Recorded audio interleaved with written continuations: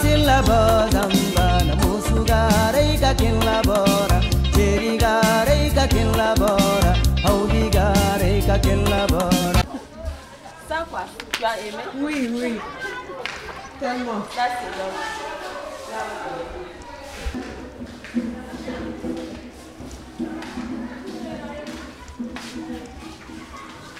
And then you push it like this.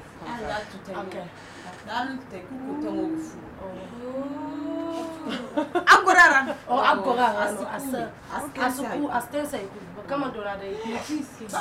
Daran da wala agu gorno woni wa agu gorno woni agu soli dum ba no kan ga chene oh ni ga chende dem asibor mara aste bor sa ba borgo vierge no hay kunas aste bor manga ago silipo agu tugi sidia dan 4 heures de temps naranga hayo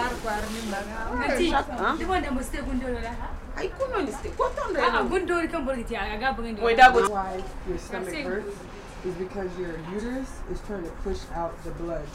That's why it hurts. It's like a muscle and it's contracting to push out the blood. Puro pression odi kanga bingam ka anga dayno go gundo dorote man hal problem fono deja ni bay kan ni règle ñu ya dinga ba aka am sim lakalay tunandi quoi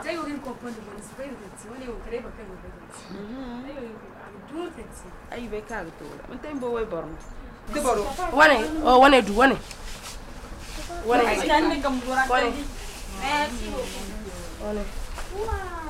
abtun ay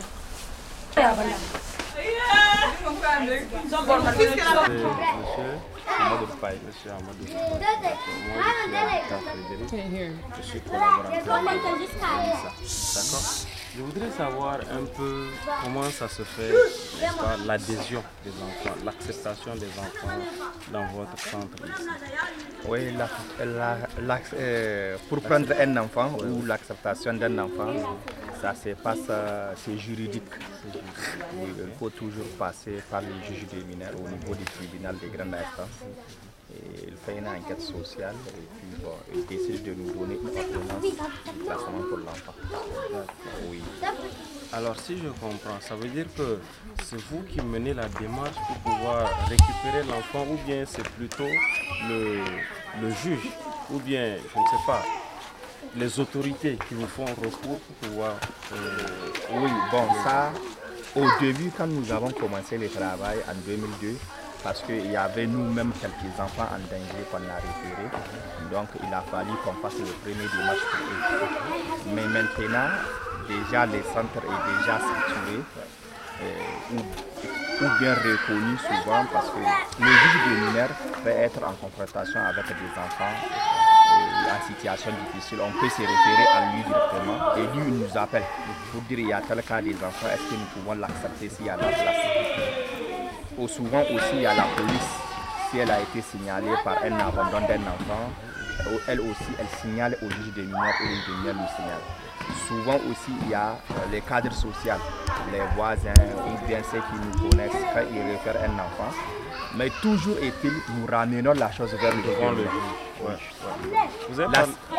La signalisation peut venir de la police, peut venir de la société ou du juge des mineurs, ou bien de nous-mêmes, mais c'est toujours le juge des mineurs qui décide. Okay. Vous avez parlé tout à l'heure du fait que c'est plein, n'est-ce pas? C'est saturé. Oui. Et votre centre a une capacité, n'est-ce pas, ça peut recevoir ou bien, je ne sais pas, accepter jusqu'à combien d'enfants? Saturé par rapport aux limites de nos moyens. Parce qu'il ne faut pas prendre un enfant sans qu'on ait l'assurance quand même de lui assurer le minimum. C'est ça.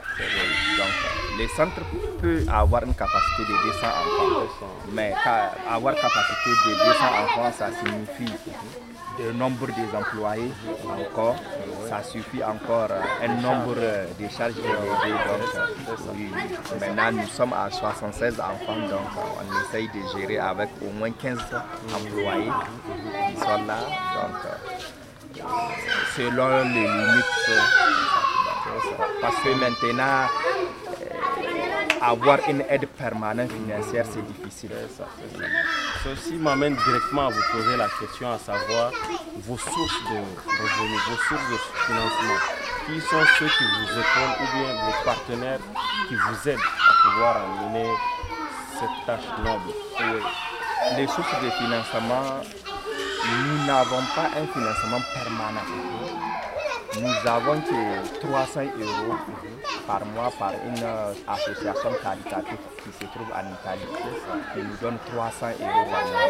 Pour tous les enfants. Pour tous les... Bon, et ils ont choisi d'aider, c'est même la scolarité en fait des enfants. 15 € par mois. Il fait la scolarité de chaque enfant. Donc ça fait 15 000 fois 9 fois 12. C'est ça qui fait la scolarité de l'enfant. En fait, c'est pour la scolarité des 20 enfants qu'ils ont choisi de faire. Mais en matière alimentaire, nous n'avons aucune aide. Aucune aide, c'est par des individus, des gens qui nous connaissent.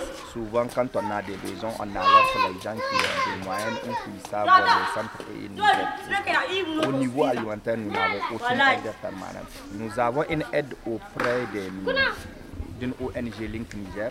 D'ailleurs, c'est elle qui nous a aidés à construire tous ces lieux, qui nous ont aidés à aller jusqu'ici, qui paye seulement les employés. Nous avons 7 employés que cette ONG prend en charge.